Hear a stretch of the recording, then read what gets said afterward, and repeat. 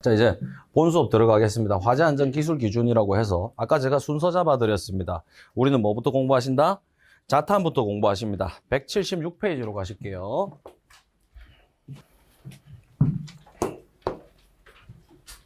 자, 제가 화재안전기술기준 공부를 하게 되면 항상 그 중요 설비, 요것도 말씀드려야 되죠. 제가 말씀드리는 중요 설비가 있습니다. 다시 한 번 더 자탄, 그 다음에 수계, 가스계, 제연, 포 5개입니다. 5개. 5개부터 순서 잡아서 공부를 하시면 되고, 그 중에서 자탐을 먼저 하는 이유는 전기적 개념이 있어야 되기 때문입니다. 우리가 좀 이따가 뭐 보시겠지만 저런 애들이 그냥 마구잡이로 동작하는 게 아니잖아요. 동작하는 라인 순서가 있거든요.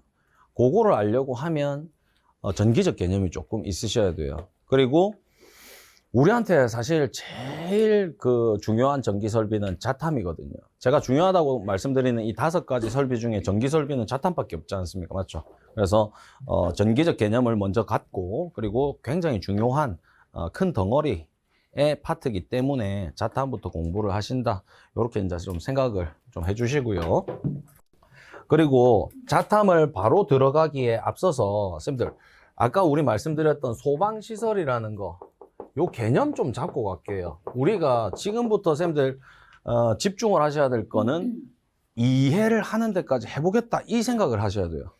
이해를 하겠다라는 마음가짐으로 자꾸 수업을 하시는 거예요. 그리고 암기는 그 뒤에 쌤들 스스로 하시는 겁니다. 그렇게 이제 조금 생각을 해주시고, 그리고 모든 걸 이해하는 과정상에서 이 소방시설이 어떤 애들이 어떤 역할을 하는지 정도는 개념은 갖고 출발해야 되지 않습니까? 자, 그래서 다 나열하지 않습니다. 선생님들, 소화 설비가 있습니다. 두 번째는요, 경보 설비가 있습니다. 생략할게요. 세 번째는 피난 구조 설비가 있고, 네 번째가 소화 용수 설비가 있습니다. 5번째가 소화 활동입니다. 이게 선생님들 묶어서 소방시설이에요. 소방시설이고, 이 소화 설비도 여기서부터 이제 NFTC 표현할게요. 기술기준 1번 때 코드라고 합니다. 101 코드로 코드화되어 있어요. 그럼 얘가 어디까지 있다? 110까지 있어요. 110. 그 10가지 코드가 이렇게 이제 코드화가 되어 있는데, 아까는 14개였잖아요. 맞죠? 중간에 간이 스프링클러 이런 애들은 103 코드의 A 코드로 되어 있어요.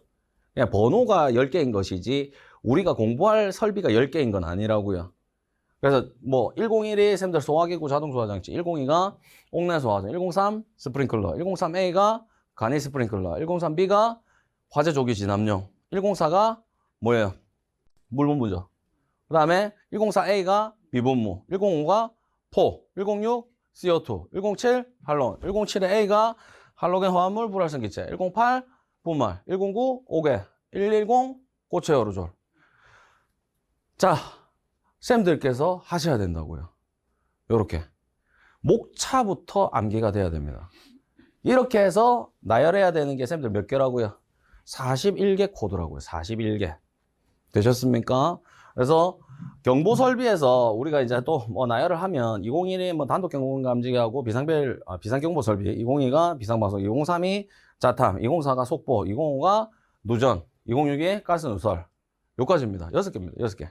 자, 그래서 여기에서 우리는 NFTC의 203을 먼저 공부를 하겠다, 이렇게 생각을 하시고요. 3번 때부터는 굳이 나열 안 하겠습니다. 선생님들, 그거 이제 목차부터 암기를 하셔야 된다. 요거부터 말씀을 한번 드리고, 제가 이 파트를 설명드리고 싶은 것은 설비적 개념이 있으셔야 된다, 요 말씀을 드리는 거예요. 그러면 앞으로 공부를 할 때 무조건 1, 2, 3 그리고 4, 5를 끊어야 돼요. 1, 2, 3과 4, 5를. 그래서 소화, 경보, 피난이고요. 그리고 소화 용수하고 소화 활동이에요. 이걸 끊는 이유는 선생님들 뭘 기준으로 끊었어요? 사용 주체입니다. 사용 주체. 사용 주체. 1, 2, 3은 선생님들 누가 쓰는 거? 건물의 관계인이나 상시인, 거주인, 즉 건물 안에 있는 사람들이 쓰는 겁니다. 건물 안에 있는 사람들. 그리고 소화 용수, 소화 활동은 누가 쓰는 거? 소방대라고 하겠습니다. 소방대분들이 쓰는 거예요. 그럼 요거는 이제 관계인 외라고 써보고요. 요 4번, 5번은 소방대가 쓰는 거예요. 그럼 우리 선생님들께서 사실은 집중적으로 공부하시게 될 파트가 어디예요? 거의 1, 2, 3이에요. 1, 2, 3. 그 중에서도 뭐예요? 거의 1번이죠. 이 NFTC라는 걸 선생님들 두께로 비유를 하자면 소화설비가 반 이상이에요. 소화설비가. 그래서 저게 사실 조금 집중될 수밖에 없어요. 구조적으로, 분량적으로. 그런데 요즘의 패턴이 어때요? 특히 설계시공에서 전기적 개념 많이 내려고 하거든요. 그래서 우리가 그 전기적 개념을 다 알아갈 수는 없지만 어느 정도는 준비를 하셔야 되겠다. 그래서 자탄부터 우리는 공부를 하시게 될 거다. 이 느낌 가져주시고. 그리고 이론적입니다. 소화, 경보, 피난 중에서 선생님들 무슨 애가 어떤 설비가 가장 먼저 동작을 해야 될까요? 맞습니다. 경보죠. 불난 거 알아야 돼요. 맞죠? 불났어요 해야 뭐가 나옵니까? 도망가든지 피난, 아니면 불 끄든지 소화가 되는 겁니다. 이해되셨죠? 그래서 경보가 가장 선행이 되고 얘가 나왔을 때 소화나 피난이 후속적인 개념이 됩니다. 그래도 안 됐다. 누가 오는 거예요? 소방대가 오는 거라고요. 소방대가. 요런 느낌 항상 가져주시고, 그 다음에 제가 요거는 또 설명을 드릴 건데 항상 우리 선생님들께서 자동 수동의 개념이 있으셔야 돼요. 그리고 나중에 또 언급 드립니다. 이 소방의 대전제 중에 하나인데요. 선생님들 fail-safe 한번 들어보셨죠? fail-safe. 자, 우리가 건물이다. 어떻게 해야 돼요? 그냥 기본적으로 양방향 피난이 가능해야 돼요. 한쪽만 피난할 수 있는데 한쪽이 막혔다. 어떻게 돼요? 고립되지 않습니까? 그러면 위험한 사고에 처할 수도 있는 거거든요. 위험한 상황에. 그래서 fail-safe라는 게 무조건 두 가지 이상의 수단을 얘기하는 거예요. 이거 아니면 저거. 이런 개념. 그 대표적인 게 소방에서 뭐다? 자동이 있고 수동이 있는 거. 웬만한 설비에는 자수동이 다 있습니다. 장치에는 수동이 없는 경우들도 있어요. 뭐 예를 들어서 뭐 주거용 주방 자동 소화 장치다. 걔는 수동 기능이 없어요. 자동인 거예요. 자동. 그래서 설비적 개념은 쌤들 자동이다, 수동이다가 웬만하면 다 있어요. 그래서 요 개념을 가져주시는데 수동은 쌤들 어때요? 요렇게만 딱 기억을 하시면 돼요. 사람이 있어야 동작할 수 있는 거죠. 수동이라는 게 말 그대로 사람이 손으로 조작하는 겁니다. 그러니까 무조건 사람이 있어야 된다. 그럼 자동은요? 반대죠. 사람 없어도 된다. 그러니까 요 정도로 이제 개념을 계속 잡아가시는 거예요. 그래서 요렇게만 제가 일단락을 하겠습니다. 여기서 시간을 너무 많이 뺏길 수 없으니까 요렇게 이제 이해를 한번 해주시고, 그리고 플러스에서 부가 설명은 조금 드릴게요. 얘를 다 해도 41개 코드가 안 돼요. 얘를 다 하면 32개 코드입니다. 그럼 여기에 플러스에서 쌤들 몇 번째 코드가 있다고요? 6번째 코드라는 게 있어요. 자, 얘가 1번째 코드, 얘 2번, 3번, 4번, 5번째 코드거든요. 이렇게 코드화로 다 나뉘어 놨는데 6번째 코드라는 게 있어요. 6번은 아까 말씀드렸지만 특수장치라든지 특정 장소에 대해서 강화시켜 놓은 기준들이에요. 그래서 601이라는 게 원래 뭐였어요, 쌤들? 아세요? 괜찮아요. 몰라도 되죠. 다중영업소라는 거였어요. 다중영업소에 관한 기술 기준이 있었어요. 근데 얘가 덩어리가 어떻게 돼요? 엄청 커져버린 거죠. 내용 정리할 게 많은 거예요. 그래서 여기서 삭제하고 특별법으로 뺐어요. 그래서 우리 선생님들께서 나중에 다중영업소 안전관리에 관한 특별법 이렇게 공부를 하시게 될 거예요. 그래서 601 코드는 없고 602 코드는 뭐예요? 비수전이죠. 비상전은 수전설비. 603은요? 도로터널이죠. 도로터널. 604 고층건축물. 605는 제하고 606이 건설 현장. 607이 전기저장 장치, 전기저장 시설이죠. 그 다음에 608이 공동주택. 609가 창고시설. 요까지 돼 있어요. 지금 현행 기준은. 그래서 코드가 총 6번대가 8개. 더 늘어날 수도 있습니다. 공부하는 과정 중에서. 근데 현행은 요렇게. 그럼 요까지를 다 합쳐서 몇 개 코드? 41개 코드. 요렇게 공부하실 거다. 그리고 그 과정을 공부하심에 있어서 항상 요거 조금 기억해 주세요. 별거 아니지만은 사용 주체에 따라서 설비적 구분을 가진다. 요까지.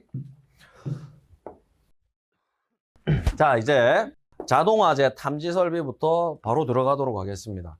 자, 이제 웬만하면 단어 같은 거 직역해서 이해하시고 넘어가는 게 제일 좋거든요. 이해가 안 되면 그냥 넘어가는 거라고 했어요. 그러면 얘는 자동으로 화재를 탐지해주는 설비다가 되겠죠. 그러면 선생님들 이 설비를 설치하는 목적이 있을 거잖아요. 목적. 이 설비를 그냥 심심풀로 설치하진 않습니다. 이 설비를 설치하는 목적이 뭡니까, 쌤들? 경보잖아요, 경보. 얘가 경보 설비잖아요.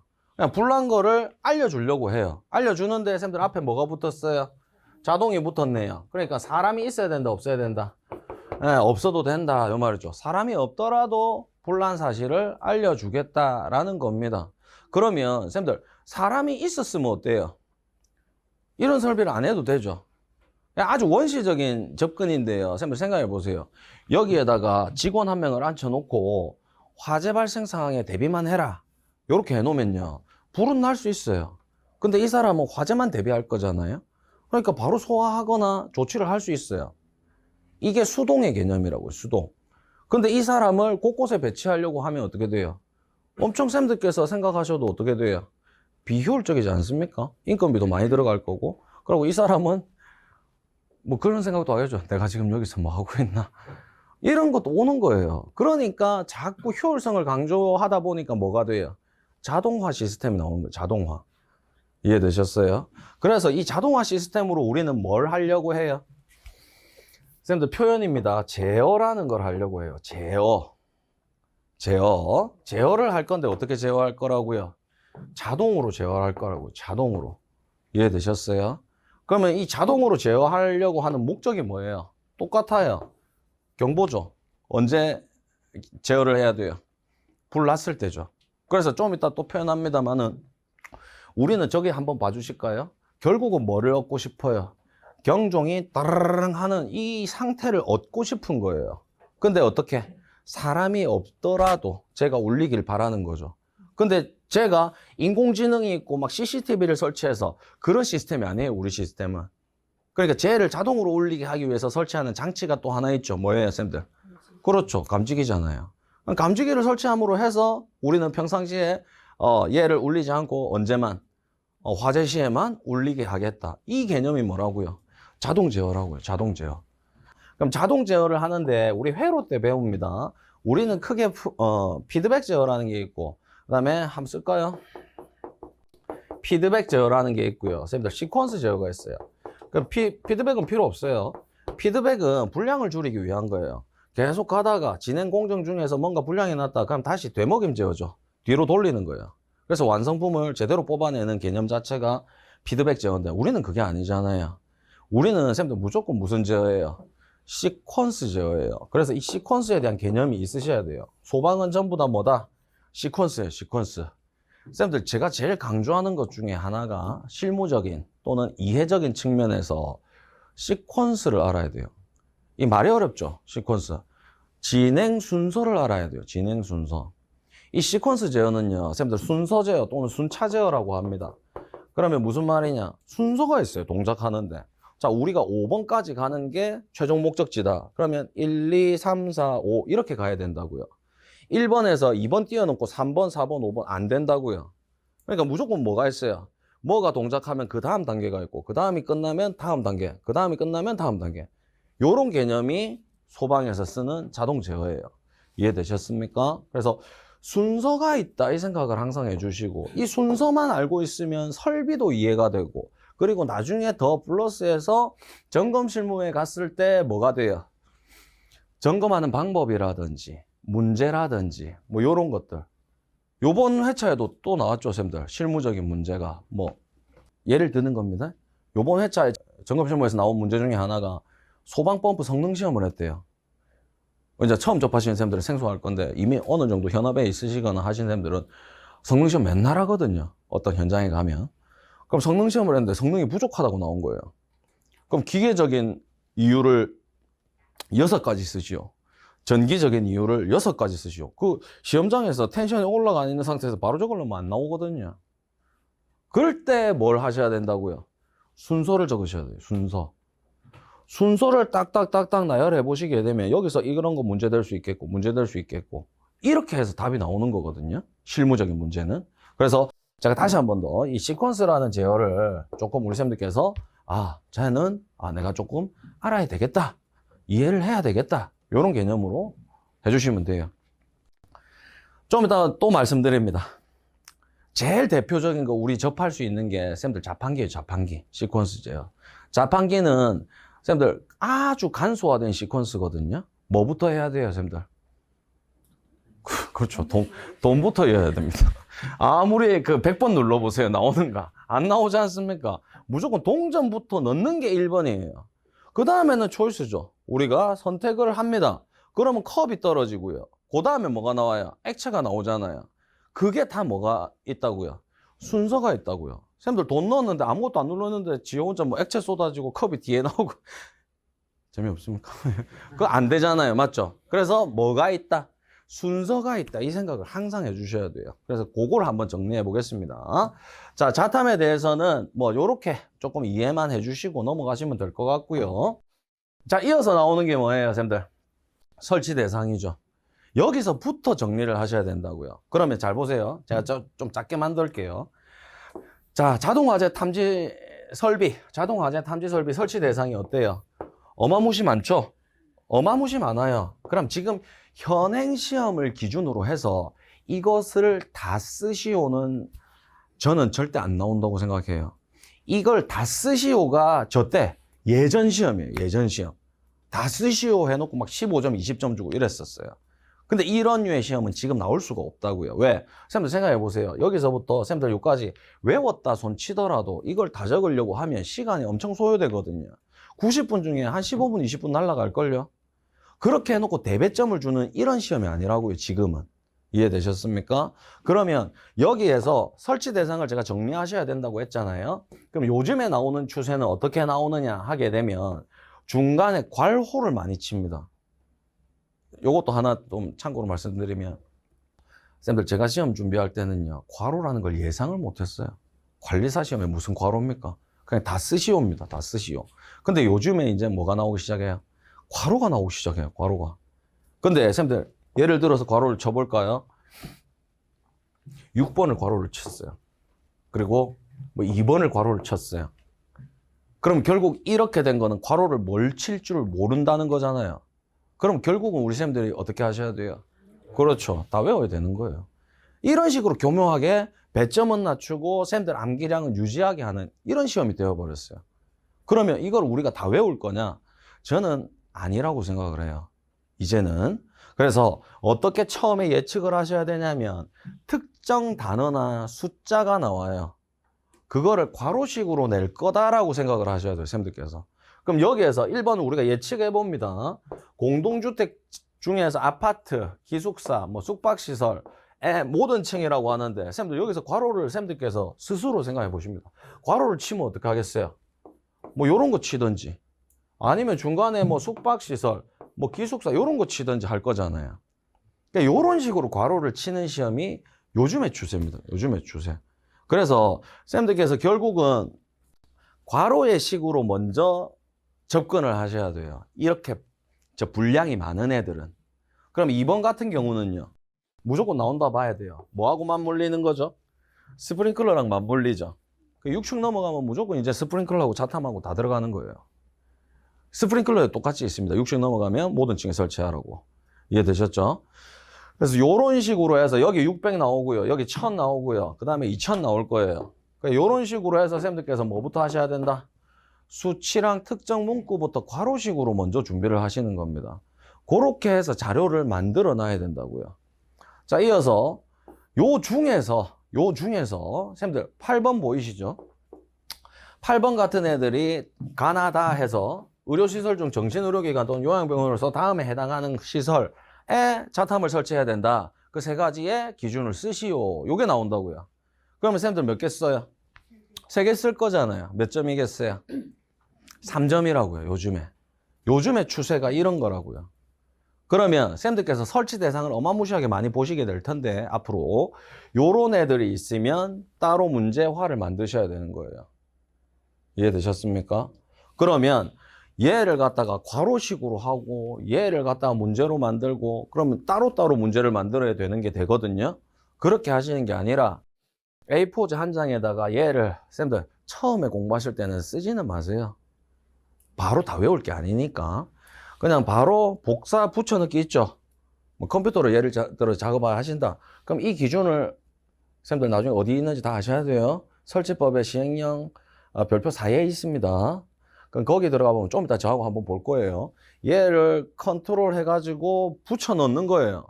그리고 붙여 놓은 자료에다가 문제를 만들어야 돼요. 쌤들께서. 괄호를 쳐 놓으시고. 그 다음에 요거 3개 암기를 하시고. 그렇게 해서 설치 대상을 하나 정리하신다고요. 되셨습니까? 앞으로 똑같은 패턴이 될 거예요. 그래서 설치 대상 관련된 거는 지금 상세하게 뭐 더 이상 설명드릴 수가 없고요. 요렇게 해서 들어가게 될 겁니다. 그 개념을 잡아 주셔야 되고. 자, 두 번째 어려운 게 뭐예요? 시각경보기 설치 대상이죠. 이 시각경보기라는 것 자체가 소방시설이 아니에요, 선생님들. 다른 데서도 써요. 그냥 번쩍번쩍 하는 재거든요. 근데 소방에서 알고 계시겠지만 우리가 경보라는 건 알려주는 거지 않습니까? 근데 우리는 뭘로 알려줘요? 소리로 청취하게끔 알려주거든요. 비상 상황을, 화재 발생 상황이죠. 그런데 청취하지 못하시는 쌤들이 있어요. 맞죠? 청각장애인분들은 신체는 다 건강하신데 소리만 못 들으시잖아요. 그러니까 다른 사람보다 인지가 늦다 이거죠. 그래서 어떻게 한다? 자탐이라는 설비랑 연동해서 설치하도록 해주는 거예요. 이해되셨습니까? 이제 그거 한번 이해를 해주시고. 그래서 얘는 무조건 자탐하고 연동이 되기 때문에 보시게 되면 자탐 설비가 설치되어 있는 건물 중에서 이 용도가 무슨 용도겠어요? 청각장애인분들이 갈만한 용도겠죠. 이해되셨습니까? 그렇게 해서 요런 데는 시각경보기를 추가로 설치해라가 되는 겁니다. 그러면 이미 이거는 필요 없는데요. 앞으로의 27년의 시험은 뭐가 되는지 아세요? 연역법 시험이 됩니다. 연역법. 시각경보기가 언제부터 설치 기준이 있었고 어떤 기준을 가졌었고 어떻게 연역을 가지고 변해왔느냐. 그럼 선생님들 지금 기준으로 어때요? 쟤는 무조건 자탐 설비 설치된 이런 거 용도에 다 들어가면서 설치 높이가 2에서 2.5가 돼야 되고 막 이런 게 있거든요. 전용의 축전지 설비로 광원을 적용하든지 막 이렇게 해야 된단 말이에요. 전기저장장치나. 근데 예전의 기준은요, 선택이었어요, 선택. 99년에 처음 나왔거든요. 99년에 처음 나와서 할 수 있다라고 나왔어요. 그럼 할 수 있다라는데 누가 하겠어요? 돈 들어가는데. 맞죠? 그런데 2002년이었나요? 그때부터 하여야 한다로 바뀐 거예요. 하여야 한다. 그럼 하여야 하니까 법적으로 들어가기 시작했죠. 그래서 현업에 계신 쌤들은 아시겠지만 어떤 현장 가보면은 저기 발신기 세트에 시각경보기 붙어 있는 경우들이 있어요. 위로 안 올라가 있고. 그때 높이 기준이 없었어요.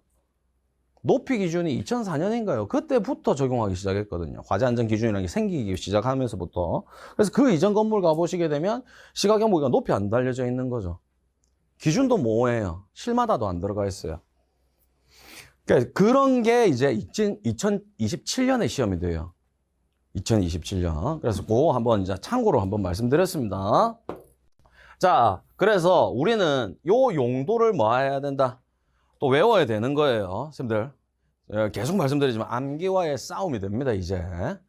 머리를 다 비워야 돼요. 잡념을 버리시고 그냥 뭐 한다? 그냥 한다. 기계적으로 한다. 외워야 된다. 외워야 집에 간다. 요런 마인드. 예. 그래서 쌤들 해보시면 아실 거예요. 암기하는 것 중에 제일 힘든 암기가 용도 암기예요. 용도 암기. 이렇게 용도별로 막 써놓은 게 몇 개 있거든요. 이 용도 암기가 엄청 힘듭니다. 그래서 제가 좀 이따 예시를 한번 보여드리겠지만 쌤들께서 이런 애들을 문구를 따서 어떤 말을 스토리를 만들어야 돼요. 예. 그렇게 해서 조금 외우시게 될 거고. 자, 요런 애들도 요런 거 제가 예시한 거죠. 괄호 치는 거예요. 요런 거 괄호 쳐가지고 3점 주는 거죠. 3점. 뭔지 아시겠죠? 그럼 이 3점을 득점하기 위해서는 어떻게 하셔야 돼요? 결국 다 외우게 되는 거예요. 그래서 요즘에는 계속 말씀드리지만 다 외우게 하면서 교묘하게 배점을 낮춘 거죠. 예. 그런 류의 시험이 요즘 시험입니다. 요즘 시험. 그래서 사실은 어떻게 보면 우리 쌤들께서 조금 더 힘들어지신 감이 있는데, 자, 이거를 쌤들 결정을 먼저 하시는 거예요. 지금 내가 시각경보기에 설치 대상을 외우겠다. 그럼 빨리 외워야 돼요. 아, 이거 외울까 말까. 외울까 말까 할 때는 사실 뭐 하셔야 돼요? 외워야 돼요. 외울까 말까 생각이 들면 외워야 돼요. 근데 와, 이거 조금 무리다. 지금 좀 무리다. 그럼 뒤로 빼셔야 돼요. 그 뒤로 빼실 때에 쌤들 전제가 뭔지 아세요? 나오면 틀리겠다가 있어야 돼요. 반응이 너무 없으시네요. 내가 버린 거잖아요. 내가 버린 거에 나올 수 있는 거예요. 근데 그걸 가지고 득점을 하실 거다 생각하시면 안 된다고요. 쌤들, 저도 뭐 파트는 말씀 안 드리겠습니다만은 저도 점검 실무에서 30점 버리고 시작했어요. 제 시작이 그거예요. 쌤들, 공부를 안 했는데 그걸 득점하실 생각 하시면 안 돼요. 욕심이죠, 욕심. 그래서 그냥 쌤들께서 버리실 거면 과감하게 버리세요. 미련도 갖지 말고 버리세요. 대신에 배점은 조금 깎일 수 있겠구나 생각하시면 돼요. 이제 앞으로 그런 거와의 계속 싸움이 시작될 거예요. 그래서 요런 것도 마찬가지입니다. 지금 외우기가 나 좀 힘들다. 잘 못하겠다. 그럼 뒤로 빼세요. 뒤로 빼시고 나중에 필요하다. 패턴이 잡히거든요. 쌤들의 그 패턴이 정착이 됩니다. 그때 하세요. 그때. 그런 식으로 준비하신 겁니다. 자, 여기까지. 너무 길면 안 돼요. 그리고 요거는 쌤들 제가 그냥 자료로만 보여드릴게요. 제 자료로. 나중에 이제 점검 실무 행정을 들어가시게 되면 저하고 이런 법규적인 부분들도 다 암기를 하고 제가 골라드리고 이렇게 하거든요. 그러면 그 중에 하나가 쌤들 잠시만요. 요런 게 나옵니다. 요건 다 나중에 쌤들 자료로 들어갑니다. 자료로 들어가서 우리 쌤들 암기하시게 될 거고. 자, 여기서부터 한번 볼게요, 쌤들. 이건 제 자료이긴 한데. 자, 여기가 뭐냐면 쌤들. 자, 제목만 좀 보세요. 지금은 설치관리법 시행령 돼 있죠. 시행령 별표 1에 아까 우리 하셨던 뭐가 있다. 소방시설이라는 게 쫙 나열이 돼 있다고요. 소방시설이 쫙 나열이 돼 있고, 요건 제가 일부러 그림 좀 붙여놨어요. 나중에 점검실무 할 때 다 자료 나갑니다. 자, 경보설비 쭉쭉쭉 해서 피난구조설비, 소화용수, 소화활동. 그리고 별표 2번이 뭐라고요, 쌤들? 특정 소방 대상물 나온다고요. 특정 소방 대상물의 용도 분류 31가지가 쫙 나와요. 근데 이거는 제가 많은 걸 그냥 건너가자고 할 거예요. 몇 개만 암기하자고 얘기를 합니다.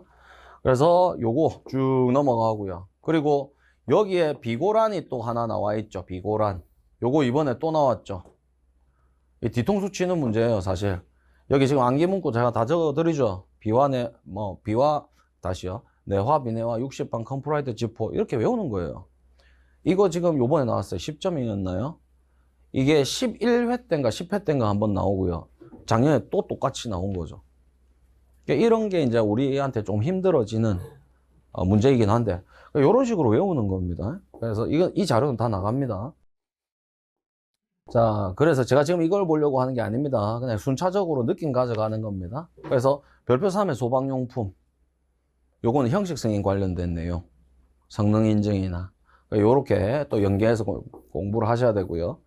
이제 별표 4가 방금 자 넘어갑니다. 별표 4가 뭐라고요, 쌤들? 설치 대상이에요. 좀 뒤에 있어요. 자, 오늘은 느낌 가져가는 거니까. 자, 빨리 안 나오네요. 네. 자, 이제 나왔어요. 그래서 나중에 이렇게 제가 전체를 정리하면서 쌤들하고 공부하시게 될 거고, 설치 기준 적용이죠. 이 설치에 관련된 내용이 전부 다 이렇게 주르륵 나오는 거예요, 주르륵. 그럼 여기서 쌤들 다수 출제됐습니다. 매번 나온다 생각하셔야 돼요. 그 중에서 이제 첫 번째 나오는 게 쌤들 아직 많이는 안 나왔죠. 그리고 직접 연관이 없어요, 관리사랑. 건설 현장의 임시 소방시설 이런 내용 조금은 들어보셨죠? 요게 무슨 관리사랑 관계가 있겠어요, 맞죠? 공사 현장이잖아요. 공사 현장은 준공이 안 떨어졌기 때문에 자체 점검 대상이 아니에요. 관리사가 공사 현장에 가서 점검할 일은 없다 이 말이죠. 그래서 이런 거는 이제 나중에 제가 분류를 계속 해드립니다. 이거는 우리하고 직접 연관이 없는 거예요. 근데도 시험에 나왔어요. 네, 그래서 그런 내용으로 임시 소방시설이 먼저 처음에 나오고요. 그 다음에 아까 말씀드렸죠, 쌤들. 수용인원 산정하는 거 할 줄 아셔야 돼요. 그래야 우리가 수용인원별로 설치 적용을 하죠. 그렇게 해서 수용인원 산정 방법이 별표로 또 나와 있고요. 자, 이제 이어서 쌤들께서 보시는 게 요거죠. 지금 보신 우리 자탐의 설치 대상 돼 있죠. 얘가 여기에 주르르 나온다고요. 제가 천천히 한번 넘겨볼게요. 설치 대상입니다. 별표 4에 있고요. 소화 설비부터 해서 쭉 이렇게 설치 대상 계속 좀 넘어갈게요. 이렇게. 그리고 중간중간 나온 거 제가 다 명기해 놨고요. 자, 설치 대상. 이제 경보 설비 넘어갔어요. 그러니까 선생님들 아까 말씀드린 41개 코드의 설비들을 설치해야 되는 대상이 지금 여기 다 나와 있는 거라고요. 그럼 선생님들 지금 계속 제가 넘어가지만 끝났어요. 지금 얘를 한 번에 외우려고 하시면 어떻게 된다고요? 그렇죠. 우리 쌤 표현 잘하셨네. 사람 미치는 겁니다. 그리고 선생님들 내가 독한 마음 먹고 반나절 동안 얘를 다 외웠다. 식사하고 오시면 어떻게 돼요? 맞아요. 돌아서면 잊어버리게 되는 겁니다. 그러니까 또 암기하시면서 스트레스 받는 거죠. 그래서 좀 효율적인 암기법을 계속 좀 선택을 하시려는 노력이 좀 필요하고, 그래서 저는 이걸 한 번에 외우시려고 하면 너무 힘들어요. 선생님들, 뭐, 괜찮습니다. 제가 12회 때 붙었어요. 12회 때. 벌써 10몇 년 됐죠. 12회 때 붙었는데 저는 그냥 이걸 다 외웠어요. 죽는 줄 알았죠. 근데 안 나왔어요. 선생님들 시험이 이런 거예요. 안 나와요. 그 중에 하나 얻어 걸리는 거죠. 백사장의 모래알 하나 찾기? 뭐 이런 개념이에요. 그래서 선택은 항상 말씀드리지만 선생님들께서 하시는 거예요. 근데 그 확률을 자꾸 높여가신다고 생각을 하셔야 돼요. 득점의 확률을 높여가는 겁니다. 확률을. 몇 개 찝어가지고 뭐 하겠다. 그 항상 시험 다가오면 저한테 그 말씀 하시죠. 몇 개 좀 찝어주라고. 제가 진짜 신기한 거 말씀드릴까요? 올해 시험에 설계시공에 점검실무는 좀 빼고요. 설계시공에 제가 나온다는 게 좀 많이 나왔어요. 근데 제 주기가 2년으로 돌아가거든요. 그럼 내년 시험이 죄송합니다. 자, 그래서 요 파트는 쌤들 어떻게 하신다? 한 번에 외우시기보다 설비별로 끊어서 외우시는 게 훨씬 더 효율적이다. 저는 이렇게 생각을 하는 겁니다. 그래서 요 내용이 있고요. 자, 이어서 뭐도 정리하셔야 된다고요? 면제 대상 정리하셔야 된다고요. 그래서 별표 5번에 나오는 게 요렇게 면제 대상이에요. 결국은 쌤들 우리 이거 다 외워야 되거든요. 근데 이걸 또 보세요. 자, 한 장, 두 장, 세 장, 끝. 세 장이거든요. 이걸 또 한 번에 외우려고 하면 또 일이에요. 그래서 쌤들 이거 순서대로 지금 잘 정리되어 있거든요. 법규가. 우리는 뭐만 딱 빼서 외우신다고요? 9번에 있는 자탄만 빼서 외우셔야 된다고요.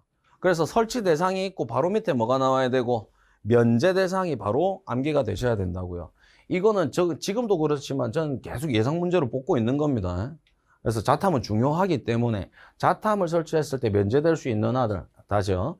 얘를 설치했을 때 자탐이 면제될 수 있는 기준을 외우시는 거죠. 요게 이제 별표 5번에 있는 거, 면제 기준. 자, 이어서 요 다음으로 바로 넘어가시게 되면 별표 6 해가지고 아까 제가 말씀드렸던 제외 대상들이 나옵니다. 제외 대상. 그럼 여기에서 선생님들 얘들은 좀 몇 차례 시험에 나왔습니다. 괄호식으로도 나오고 쓰는 걸로도 다 나오고. 그럼 여기에 보셨을 때 자탐 들어가 있는 애는 얘밖에 없어요. 2번에 두 번째. 그럼 얘만 지금 따로 외우셔야 되는 거예요. 제외 기준. 그러면 뭐라고 외우셔야 된다? 화재 안전 기준을 적용하기 어려운 특정 소방 대상물 중에서 어디? 정수장, 수영장, 목욕장, 농협축산, 어류장용 시설, 그 밖에 이와 비슷한 용도로 사용되는 것. 이렇게 제외 기준을 외우셔야 된다고요. 되셨습니까? 그게 이 설비를 시작하는 단계의 설치 기준, 설치 대상 관련된 정리가 되는 겁니다. 정리. 그럼 이 과정을 쌤들 몇 번 밟아가셔야 되겠어요? 네, 41번. 41번 밟아가셔야 되는 거죠. 그러니까 이 정리를 어떻게 하셔야 된다? 빨리빨리 하셔야 된다고. 빨리빨리. 그래서 나중에 빨리 정리를 해 놓으시고 쌤들께서는 집중적으로 뭐만 하신다? 공부만 하시는 거예요. 암기만 하는 거죠. 네. 그래서 이렇게 저는 패턴을 조금 추천을 드립니다. 아니면 따로따로 해도 상관없어요. 근데 그렇게 되면 너무 좀 힘들어진다. 이 말씀을 좀 드리고 싶은 거고. 그리고 마지막으로 플러스해서 쌤들 이 설비에도 뭐가 있어요? 설치 제외 조항이 있거든요. 설치 제외 조항이 뭐가 있어요, 쌤들? 감지기 설치 제외가 있습니다. 감지기 설치 제외. 감지기 설치 제외가 부목천, 먼고, 파프, 헛간 8개가 있어요. 요거 외워서 쓰는 거는 충분히 나올 수 있음에도 불구하고 아직까지 단 한 번도 나온 적이 없어요. 감지기 설치 제외. 왜 그렇다 생각하실까요, 쌤들? 다 쓰실 것 같아요. 전국에 관리사 공부를 하신 쌤들은 감지기 설치 제외가 예상 문제로 다 뽑혀져 있어요. 그래서 다 적을 수 있으니까 굳이, 맞죠? 예. 그래서 요거까지가 먼저 설치 적용 관련된 정리다. 이렇게 말씀을 드리는 겁니다. 그래서 이제 앞으로의 패턴은 이렇게 설치 적용 관련된 거 정리하시면 되겠다. 요 말씀 드리고요. 이제 넘어갈게요. 자, 개통도 구성인데요. 요것들도 사실 뭐 요런 패턴으로 시험이 나오기도 했었어요. 몇 년 됐는데요. 스프링클러에서 프리액션 밸브 개통이었나요? 이렇게 블록 다이어그램으로 해가지고 그려놓고 요런 거 중간에 비우고 나오기도 했었거든요. 근데 이런 거는 사실 출처도 불분명하고요. 법제화되어 있는 내용도 아니라서 굳이 저는 요거 암기하자고 말씀 안 드립니다. 그리고 나중에 제가 설명을 드렸을 때 쌤들 이렇게 동작이 되는구나 하고 이해하시면 되는 거예요. 이해. 요까지. 그래서 요거는 X하고 넘어가시고요. 그 다음 장 보니까 어떻게 되어 있어요? 이 카테고리별로 이 정리가 돼 있으신 거죠. 자탐. 그러면 벌써부터 이제 눈이 아프기 시작하고 이걸 다 외워야 되나 싶기도 하고. 근데 결론 말씀드리면 요거 안 외울 거예요. 외우는 거 아니에요. 이제 저하고 자탐을 시작하시면서 제가 이 자탐이 구성되는 애들 구성 요소들이거든요. 구성 요소를 쭉 나열해서 공부를 하실 거예요. 그리고 자탐이 끝나면 저절로 그게 머리에 남아 있으실 거예요. 그래서 그것만 기억하시면 되지 뭐 요렇게 해가지고 뭐 종별까지 뭐 상세하게 공부를 안 하셔도 되겠다 요 말씀을 드립니다. 그러면 요거부터 나열을 하고 시작을 할게요.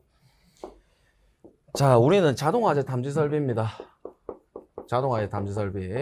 그럼 이 설비를 활용하기 위해서 사용을 하기 위해서는 어떤 구성 요소들이 필요하지 않습니까? 그래서 순차적으로 처음부터 나열을 해보면 첫 번째는 수신기라는 애가 필요해요. 자, 지금은 처음 하시는 쌤들은 몰라도 돼요. 그리고 조금 미리 공부를 하셨거나 현업에 계신 쌤들은 너무 쉬울 거예요. 근데 그렇다고 해서 대충 넘어갈 수는 없으니까 처음부터 설명을 다 드립니다. 자, 수신기가 필요하고요. 두 번째는 중계기라는 애도 들어갈 수도 있어요. 얘는 반드시는 아니고. 세 번째는 감지기라는 애가 들어갑니다. 자, 그리고 네 번째가 뭐가 들어갑니까? 발신기가 들어갑니다. 그럼 우리 지금 눈에 다 보여요. 얘가 감지기고요. 쟤가 발신기입니다. 맞죠? 그러면 얘들의 대표적인 차이가 뭐예요, 선생님들? 그렇죠. 자수동이죠. 자수동. 이 둘의 개념이 뭐가 들어가 있다? fail-safe 개념이 들어가 있다고요. 자수동. 되셨습니까?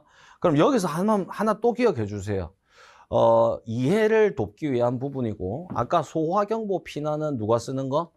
관계인하고 건물에 있는 사람이 쓰는 거. 소화용수 소화활동은 소방대가 쓰는 거. 요거 반드시 기억에 남기셔서 모든 설비에 연계해서 생각하시면 되겠고. 자, 두 번째로 오늘 좀 기억해 주셔야 될 게 소방의 대전제입니다. 전제. 이 소방시설을 설치 적용함에 있어서 세 가지 대전제만 기억하세요. 첫 번째는 벌써 나왔네요. fail-safe입니다. 무조건 이거 아니면 저게 있어야 돼요. 항상 그 생각해 주시고. 두 번째는 선생님들 뭐예요? 풀프루프 들어보셨어요? 네, 풀프루프. 직역을 하면 풀이 바보예요. 프루프는요. 해낸다, 뭐 증명한다, 뭐 이런 뜻이거든요. 그러니까 직역을 하게 되면 어떻게 돼요?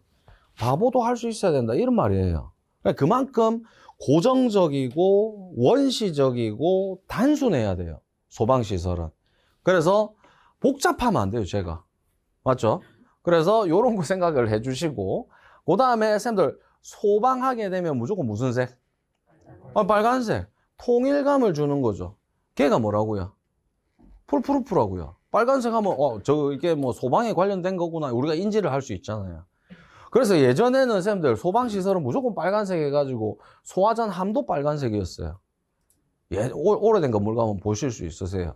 근데 요즘에는 뭐 우리나라가 너무 선진국가 돼가니까 뭐 인테리어 이런 거 신경 많이 쓰잖아요. 그러니까 저까지는 이제 적색으로 안 하는 거죠. 예. 그래, 그런 개념이 풀프루프. 자, 이제 마지막 하나. 이 중요해요. 싱글 리스크라고 해요. 싱글 리스크. 우리가 모든 설치 적용을 함에 있어서 화재는 어디서 난다고요? 무조건 한 군데에서 나는 거예요. 동시다발적으로 나는 설계는 없어요. 그래서 한 군데를 기점으로 설계를 하는 거예요. 예를 들어서 아파트다. 아파트 뭐 요새 대단지 많이 생기죠. 뭐 16개 동에 뭐 2000세대다. 그러면 쌤들 어디서 분류한다고 본다고요? 2000세대 중에서 한 세대에서 분류하는 걸 가정한다고요. 우리 설계는 그런 설계예요. 근데 뭐 아시겠지만 요번에 이제 강화되면서 자꾸 주차장에 분류하잖아요. 그러니까 주차장에 분류하니까 어떻게 돼요? 전소되지 않던가요? 다 타죠. 다 전소돼서 피해액이 어마무시하지 않습니까? 사람도 자꾸 사상이 나고. 그러니까 공동주택에서 강화한 게 뭐예요? 아, 이제 세대 기준으로 하면 안 되겠다. 주차장에 분류할 수도 있다. 그래서 스프링클러가 세대 기준으로 몇 개예요? 10개잖아요. 근데 주차장 기준으로 해서 몇 개? 30개 된 거예요. 그렇게. 어떤 개념인지 아시겠죠? 그래서 한 군데에서 분류한다라는 생각을 좀 해주셔야 돼요. 특히나 이제 우리가 계산적 개념에서 그런 게 좀 필요합니다. 그래서 요런 fail-safe 개념 설명드리면서 다시 한 번 더 세 가지의 대전제, 항상 우리가 설비에서 생각을 하실 때 기본 전제로 깔아주시면 되고요. 그러면 당연합니다, 쌤들. 여기에서 감지기가 뭐고요? 감지기가 자동이겠죠. 발신기는요, 수동이에요. 그래서 다음 필요한 게 뭐다? 위치 표시등이라는 게 필요해요. 자, 이것도 기억해 주세요. 오늘 중요한 거 많이 합니다. 자, 소방에서 수동이라는 개념은 결국 사람이 뭔가를 조작한다의 개념이 되거든요. 그런데 우리가 쌤들 이런 말씀은 조금씩 들어보셨어요. 소방 설비는 총각을 다투는 설비다. 맞죠? 그러니까 급한 때 한 번 누르는 거잖아요. 한 번 조작하고. 그러니까 뭘 찾고 자시고 할 시간이 없어요.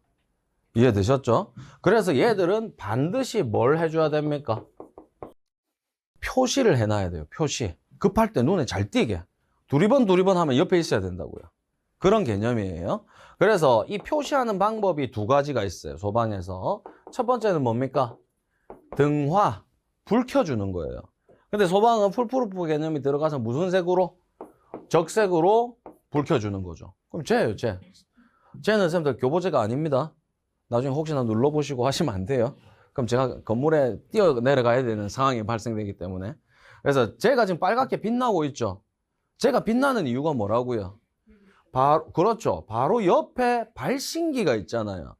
발신기라는 애가 여기 있다라는 걸 불로 등화하면서 알려주는 거라고요. 이해되셨습니까? 그래서 우리가 뭐라고 부르게 된다고요? 그냥 편하게 위치 표시등이라고 하지만 앞에 문구는 발신기가 붙어야 돼요. 발신기 위치 표시등입니다. 뭔지 아시겠죠? 자, 그리고 또 하나 뭐 하셔야 돼요? 표지 부착해놔야 됩니다. 표지. 그래서 단순한 예로 또 봅니다. 쌤들 저 밖에 보시게 되면 소화전이라고 돼 있잖아요. 그러니까 쌤들께서 당연히 인지를 하세요. 쟤를 열면 소화하는 밸브가 있구나. 근데 제가 만약에 쌤들 글씨가 없다고 생각해 보세요. 그래도 있겠죠. 소화전이 있다고 생각할 수 있어요. 근데 그때는 쌤들 뭐예요? 열어봐야 알잖아요. 아무 함에 아무 이름도 안 써져 있다. 그러면 열어봐야 뭐가 있는지 알 수 있지 않습니까? 그 시간도 안 된다 이 말입니다. 그래서 소방은 무조건 수동 설비는 뭐 한다? 표시를 해주는데 표시하는 방법이 뭐다? 두 가지라고요. 둘 다 적용하는 게 있고 둘 중에 하나만 적용하는 게 있어요. 그래서 불 켜주거나 표지 붙이거나. 이건 소방 공통입니다. 자탄뿐만 아니라 기억에 남겨주시면 되고요. 자, 그리고 여섯 번째가 쌤들 뭐가 있습니까? 음향 장치가 있죠. 자, 우리는 결국은 뭐를 얻고 싶은 거? 자탐을 설치해서 얘를 얻고 싶은 거예요. 얘를. 이해되셨죠? 그래서 뭐를 설치한다? 얘를 설치하는 거죠. 감지기. 그래서 얘가 나오면 되는 거예요. 요거를 우리는 뭐 할 거다? 그냥 자동 제어 빼고요. 그냥 시퀀스, 순차 제어로 할 거라고요. 그러면 쌤들 경종이라는 애가 나오기 위해서는 자동화 시스템으로만 생각하세요. 경종이라는 애가 나오기 위해서는 무조건 뭐가 제일 먼저 동작을 해야 돼요? 당연하죠. 감지기가 동작해야 돼요. 감지기가 동작해야 뭐의 단계를 거쳐서 경종이 음향장치가 나오게 되는 겁니다. 요거를 우리는 자동 제어하겠다 요 말이죠. 예, 그 자동 제어가 시퀀스 제어다.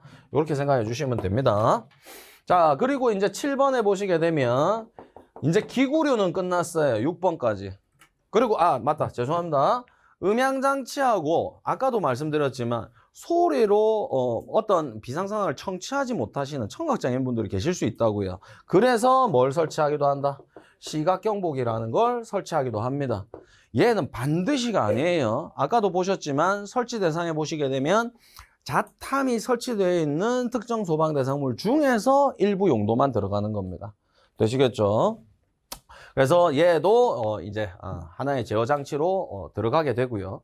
자, 이제 기구류는 끝났습니다. 뭐 엄청 복잡하지는 않아요. 그리고 이런 애들이 전부 다 뭐라고요? 전기 제품이잖아요. 전기 제품. 전기 제품이니까 쌤들 뭘 해줘야 돼요? 전기를 공급해줘야 되죠. 그 전기를 공급해주는 총칭이 쌤들 전원이라고 합니다. 전원. 되시겠죠? 쉽게 말해서 쌤들 댁에 있는 콘센트예요. 콘센트에 플러그만 꽂으면 전기 계속 나오잖아요. 그래서 전기 제품 쓰잖아요. 그럼 우리도 그런 행위를 해줘야 된다고요. 근데 소방에서는 또 마찬가지로 펠세프 개념입니다. 무슨 전원이 있어요? 상용 전원. 평상시 사용하는. 그리고 평상시에 정전이나 기타 등의 사고가 생길 수 있어요. 그럼 그때 소방시설이 마비가 됐다. 안 된다고요. 그럼 무조건 쟤는 최소한의 시간을 운용할 수 있는 개념이 있어야 돼요. 그게 뭐라고요? 비상용이라고요. 비상용. 자, 지금은 비상용 전원으로 문구를 정의하고요. 나중에 이제 요 파트 배우실 때 우리나라에서 쓰는 용어가 두 개예요. 비상전원이 있고 예비전원이 있어요. 그거를 나중에 이제 제가 한번 구분해 드릴 거예요. 자, 그리고 마지막으로 우리나라에서 지금도 계속 지금 연구개발 중인데 쌤들 저기 한번 봐주세요. 모든 기구류들이 어떻게 돼 있어요? 전선으로 다 연결돼 있죠? 저게 유선입니다. 유선 당연히 선으로 연결한다고요. 근데 뭐가 생기기 시작해요? 지금 무선이 생기기 시작해요. 무선. 그러니까 선 연결 없이 하는 애들이 나오기 시작한다고요. 그런데 아직까지는 제 개인적 소견이고 개인적 판단입니다. 아직까지는 멀었어요. 이 소방 계통에. 소방이 사실은 쌤들 우리가 일상을 사시면서 물론 필수적이긴 하지만 평상시에 안 쓰시잖아요. 그러다 보니까 연구개발이 좀 늦어요. 뭐 다른 거 우리 일상에 쓰는 거 생각해봤다. 그러면 지금 핸드폰으로 뭐 안 되는 게 없잖아요. 우리 집에 불도 핸드폰으로 껐다 켜고 보일러도 켜고 막 이러는데 소방은 아직 조금 그래요. 그래서 무선식이 있기는 하나 우리 선생님들께서는 어떻게 해요? 유선식을 기본적으로 생각해 주시면 돼요. 유선식. 되시겠죠? 그래서 우리는 배선이 필요해요. 배선. 그러니까 저런 제품들을 전부 다 뭐 한다? 전선으로 연결해 가지고 시설을 한다. 이게 이제 좀 필요한 겁니다. 그래서 구성 요소는 다 나열됐어요. 몇 가지입니까? 8가지입니다. 이 8가지를 제가 공부할 때마다 나열을 해놓고 시작을 합니다. 그러면 선생님들께서 나중에 끝났다 저절로 기억에 남아 있으실 거예요.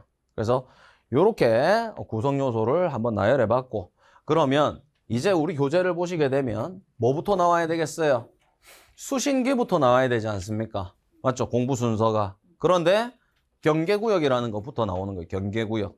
자, 경계구역은요, 사실 파트를 굳이 나누자면 외워서 적는 암기형의 점검 실무 행정의 문제라기보다는 이 애들을 암기한 상태에서 계산을 하게 하는 설계 시공적 개념으로 문제가 나올 거다. 이렇게 예측하시면 돼요. 이해되셨죠? 자, 그래서 우리는 수신기부터 보지 않고 뭐부터 보신다?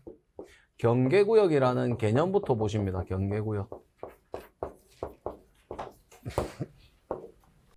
자, 이 경계구역적 개념은요, 선생님들 뭐 어렵게 생각할 게 없습니다. 전혀. 우리가 앞에 그냥 화재를 붙이면 해석이 좀 쉬워져요. 그 화재 경계구역이라고 해서 선생님들 뭐 우리가 뭐 여기 자 남자 선생님들이 많이 계시니까 저 군대 가게 되면 밤에 불침번이라는 거 쓰잖아요. 맞죠? 경계근무. 그거 뭐 하려고 하는 거예요? 뭐 적들이 오는지 안 오는지 그거 서서 지켜보는 거지 않습니까? 그러니까 우리도 똑같아요. 건물을 대상으로 어떻게 해요? 특정 구역을 설정해 놓고 그 구역에서 불이 안 나는지 불이 나는지 안 나는지를 경계하겠다 이 말입니다. 이해되셨어요? 그게 경계구역의 의미입니다. 자, 그러면 이렇게 한번 예시를 합니다. 쌤들께서 가보신 건물 중에 제일 큰 건물을 한번 떠올려 보시고요. 그 큰 건물 어딘가에서 화재가 발생했다 생각을 하세요. 그 화재가 발생했으면 요 주위에 누군가가 있었다. 그럼 이 사람은 뭐 해야 돼요? 이 사람은 뭐 해야 됩니까? 나가야 돼요. 대피해야죠. 불 끄고 하고 하면 안 돼요, 쌤들. 쌤들 요즘에 지금 화재의 키워드가 뭡니까? 화재 발생의 키워드. 대피입니다, 대피. 쌤들이 안전하게 피난하셔야 돼요. 대피하셔야 돼요. 근데 무조건적인 대피는 안 된다 하죠. 시대적인 개념 자체가. 오히려 공동주택 같은 거 화재 발생 건수를 통계를 내보니까 어디서 많이 사상이 되더라? 계단에서 되더라 이 말입니다. 계단으로 가신 분들이 뭐 화염 쏘고 죄송합니다. 그 불을 피하기 위해서 계단으로 가실 거지 않습니까? 내려가든지 올라가든지. 근데 오히려 그런 데서 사상이 자꾸 일어나더라고요. 그러니까 지금의 키워드는 뭐예요? 상황 파악입니다. 상황 파악. 상황 파악부터 하고 그 다음이 대피가 되는 겁니다. 이게 시대별로 이 키워드들이 다 다르거든요. 그럼 선생님들 소방 초창기에는 뭐가 키워드예요? 신고입니다. 신고. 그때는 뭐가 없었어요? 전화기가 없었잖아요. 그러니까 초창기에는 소방 법규적으로 연락 기능을 굉장히 강조했었어요. 그래서 선생님들 아시는 분은 아시겠지만 쟤들도 전화 연락 기능이 있죠. 근데 지금 어떻게 됐어요? 삭제됐지 않습니까? 네, 시대적인 개념이 그렇게 흘러가고 있는 거예요. 그래서 처음에는 신고였다가 그 다음은요. 주체적으로 불 꺼라 이거였죠. 소화를 키워드로 잡았었어요. 근데 그렇게 하다 보니까 일반인 분들이 자꾸 사상이 생기거든요. 그래서 지금 현 시점은 이거예요. 상황 파악해서 대피하는 거. 자, 쓸데없는 얘기 여기서 그만하고요. 자, 그래서 대피를 하시면 돼요, 요분들은. 그런데 대피하면 안 되는 분들이 있잖아요. 누구예요? 그렇죠. 건물에 있는 관계인, 소유자, 관리자, 점유자. 이분들은 법적으로 이 건물에 화재 발생했을 때 초기 대응을 해야 될 의무가 있어요. 이걸 위반했다. 어떻게 됩니까? 벌 받습니다. 물론 벌은 크지는 않다고 하면 크지는 않을 수 있겠지만 100만 원 이하의 벌금이 정해져 있어요. 그리고 사실 상식선상에서 자기 건물에 자기 관리하는 또는 자기 건물에 불났는데 수수방관할 사람은 없죠. 그래서 이 사람들이 뭘 하기 시작한다고요? 초기 대응을 할 거잖아요. 그럼 초기 대응을 하는데 선생님들 딱 이렇게 생각해 보세요. 큰 건물에 불이 났어요. 그럼 이 사람들이 제일 첫 번째로 캐치해야 될 상황이 뭐예요? 그렇죠. 뭐 답 나왔습니다. 어디서 불났는지를 알아야 돼요. 어디서 불났는지를 알아야 이 사람들이 뭐가 돼요? 초기 대응이 계획이 설 거지 않습니까? 이해되셨죠? 근데 이 어디서 불났는지를 바로 캐치 못하면 이 사람들이 이 화재 발생 상황을 물어보고 여기저기 직접 몸으로 뛰어다니면서 찾아다녀야 되겠죠. 그러면서 선생님들 뭐가 자꾸 흘러가요? 그렇죠. 시간이 자꾸 흘러가는 거예요. 시간이. 이게 중요한 겁니다. 시간 지연. 그러면 여기서 조금만 더 원론적 개념으로 들어갑니다. 그러면 우리가 건물에서 화재가 발생했을 때 나타나는 특징적 현상이 두 가지가 있습니다. 특히 실내 건축물이고요. 무슨 현상이 생깁니까? 플래시오버라고 하고요. 그리고 뭐가 있습니까? 백드래프트라는 겁니다. 근데 백드래프트는 지금 고려 대상이 아니에요. 자, 플래시오버도 펑입니다. 펑 하는 거. 백드래프트도 펑 하는 겁니다. 근데 초기에 펑 하는 애가 뭐라고요? 플래시오버입니다. 플래시오버. 그러니까 플래시오버까지를 우리는 뭐라고 그럽니까? 설계를 할 때 소화 또는 피난 허용 시간으로 보고 설계를 합니다. 그러니까 펑 하고 나면 어떻게 된다고요? 그 뒤로 뭐 소화도 안 되고 피난도 안 된다 생각하시면 돼요. 쉽게. 그러니까 이 이전까지가 뭐다? 소화나 피난에 허용된 시간이다. 요 말입니다. 그러니까 화재가 발생했을 때 초기에 어디서 발생했는지를 알아야 되는 게 굉장히 중요한 상황이 되는 거죠. 선생님들 플래시오버는 예측 가능합니까? 예측 불가능합니까? 예측 불가능합니다. 언제 어디서 불러서 얼마의 점화원이 가해졌고 얘가 얼마나 열 전도를 잘해가지고 여기서 언제 뻥 할지는 아무도 모르는 거예요. 되셨습니까? 그래서 뭐가 중요하다? 관계인의 초기 대응이 중요하다고요. 그래서 우리는 이 상황이었다. 그냥 아무것도 설명 안 드렸어요. 이 상황이었다. 그럼 관계인이 건물에 불났다만 알고 있는 거지 않습니까? 그러니까 그때 뭘 해야 된다고요? 물어보고 찾으러 다니고 해야 된다고요. 너무 비효율적이지 않습니까? 그래서 우리는 어떻게 한다? 얘의 건물을 보이지 않는, 벽이 아닙니다, 쌤들. 보이지 않는 선으로 잘라 놓는다 생각하시면 돼요. 그래서 뭐 예를 들자면 이런 식이 되는 거죠. 이런 식으로. 그래서 이 구역적 개념마다 뭘 한다고요? 넘버링을 해 놓는 겁니다. 아주 구식이에요. 이런 식으로. 그래서 이런 식으로 했다. 밑에 생략하고요. 그러면 이 사람이 처음 상황이었다라고 하면 건물에서 불났다가 되겠죠? 근데 지금은 섹터를 나눠 놓으니까 몇 번에서 불났다? 그렇죠. 5번에서 불났다가 됩니다. 5번에서. 그럼 이 사람은 어디로 가면 돼요? 아무한테도 안 물어보고 5번으로 직진하면 되는 거지 않습니까? 뭐가 단축돼요? 그렇죠. 시간이 단축되는 겁니다. 그러면 쌤들 이거 한번 개념 잡으셔야 돼요. 경계구역은 왜 설정할까요? 누구 때문에 설정할까요? 맞아요. 관계인 때문에 설정하는 겁니다. 일반인들 때문에 설정하는 게 아니에요. 관계인의 초기 대응을 빠르게 하기 위해서 설정을 하는 게 경계구역의 개념이라고요. 되셨습니까? 그리고 경계구역을 설정해서 관계인한테 알려주는 이유가 뭐라고요? 시간 단축입니다. 화재 발생한 장소에 빨리 가서 뭘 해라고요? 초기 대응해라는 시간 단축적 개념이 들어가 있는 겁니다. 되셨습니까? 자, 이제 마지막 이해. 요것만 이해하시면 돼요. 그러면 우리가 건물을 봤을 때 경계구역이 많은 게 좋은 거예요? 경계구역이 적은 게 좋은 거예요? 어떤 거요? 당연하죠, 쌤들. 많은 게 좋은 거예요. 많은 게. 경계구역이 많다라는 것은 건물의 크기는 변하지 않지 않습니까? 크기는 변하지 않는 상태에서 경계구역이 많아진다라는 것은 그만큼 구역의 섹터의 개념이 어떻게 된다? 점점 좁아지면서 세분화된다라는 거거든요. 말 왜 이래요? 세분화된다라는 거거든요. 그만큼의 발화 지점을 어떻게 해요? 압축시킬 수 있다고요. 그게 특화된 감지기가 하나 있죠. 나중에 설명합니다. 무슨 감지기예요? 그렇죠. 아날로그입니다. 아날로그 감지기는 감지기 한 개 자체가 뭐예요? 하나의 경계구역이에요. 하나의 경계구역. 그래서 법적으로 어떻게 제한하고 있어요? 고층 건축물은 무조건 아날로그 해라고 하고 있죠. 고층 건축물이 쌤들 뭐가 잘 안 돼요? 초기 대응이 안 된다고요. 초기 대응이. 그리고 플러스 뭐가 좀 위험 상황이에요? 연소 확대가 빠르죠. 그거 왜 그렇게 했어요?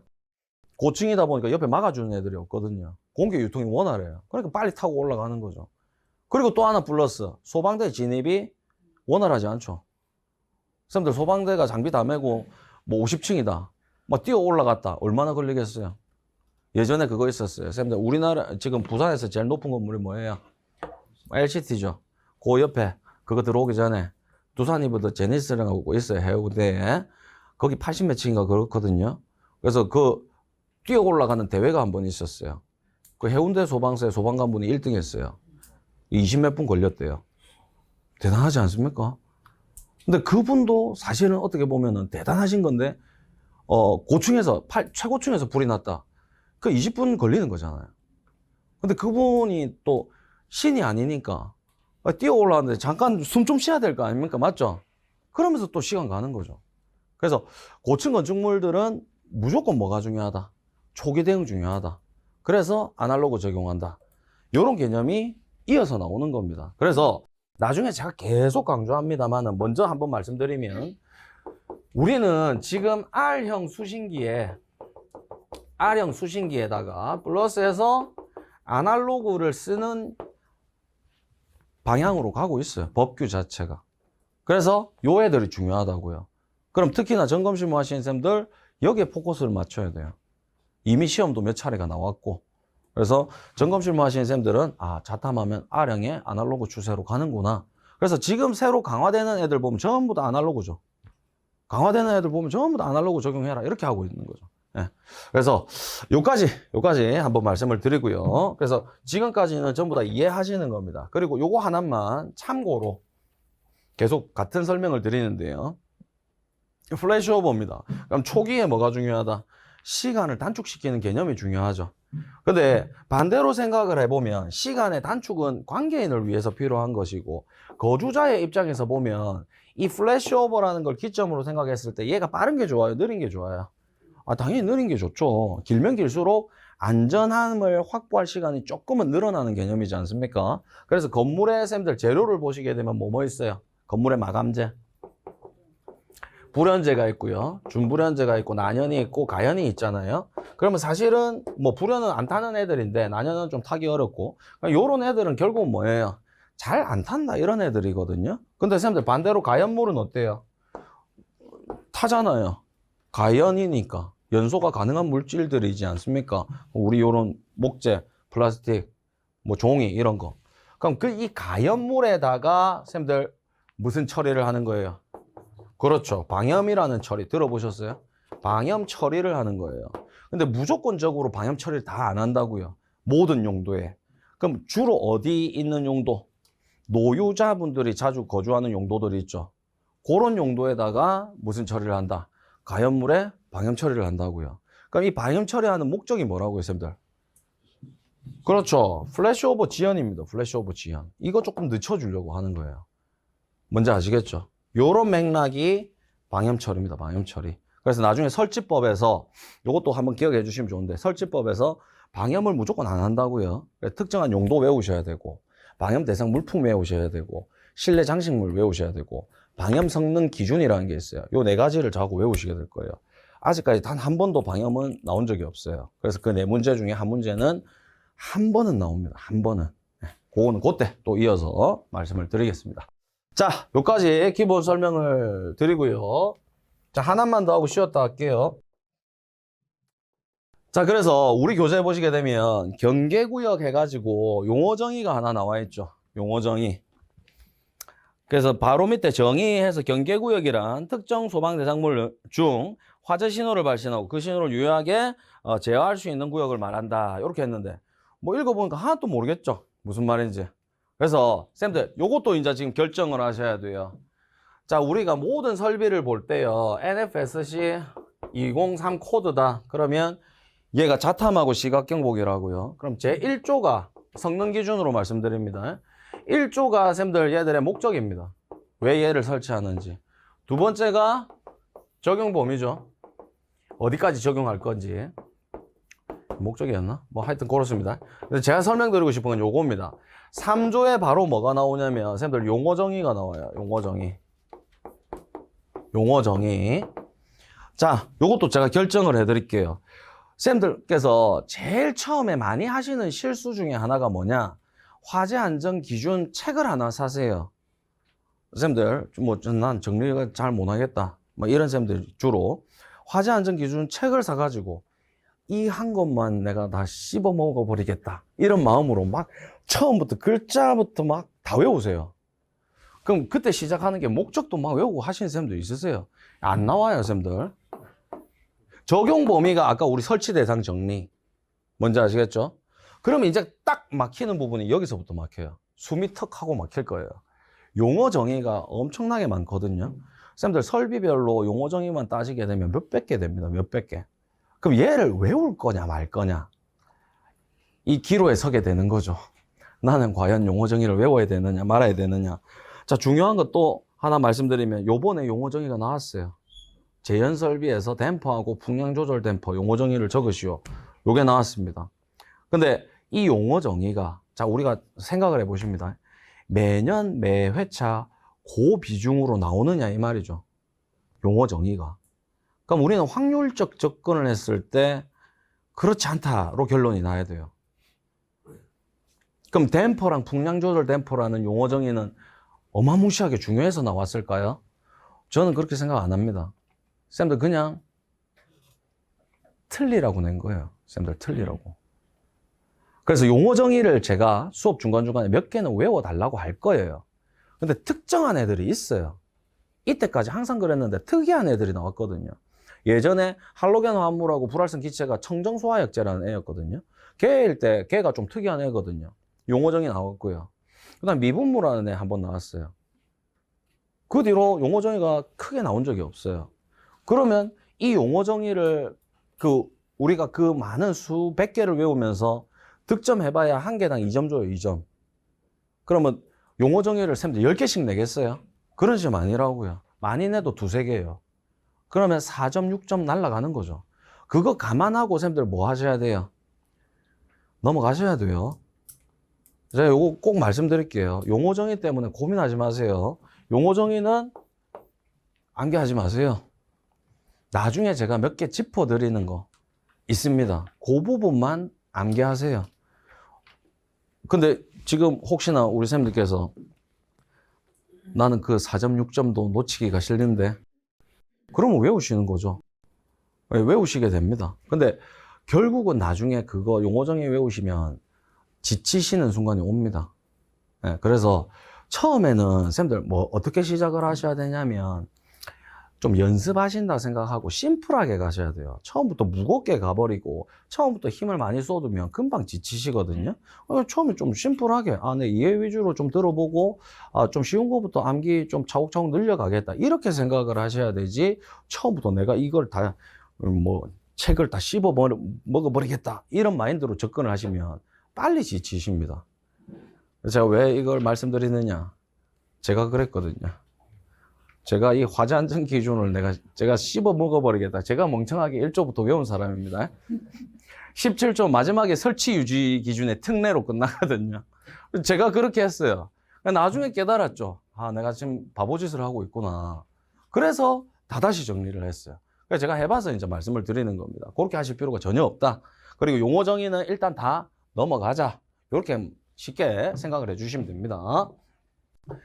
자, 그래서 쌤들 시간 많이 지났네요. 이 정도까지 설명드리고 잠깐 끊었다가 계속 이어가겠습니다.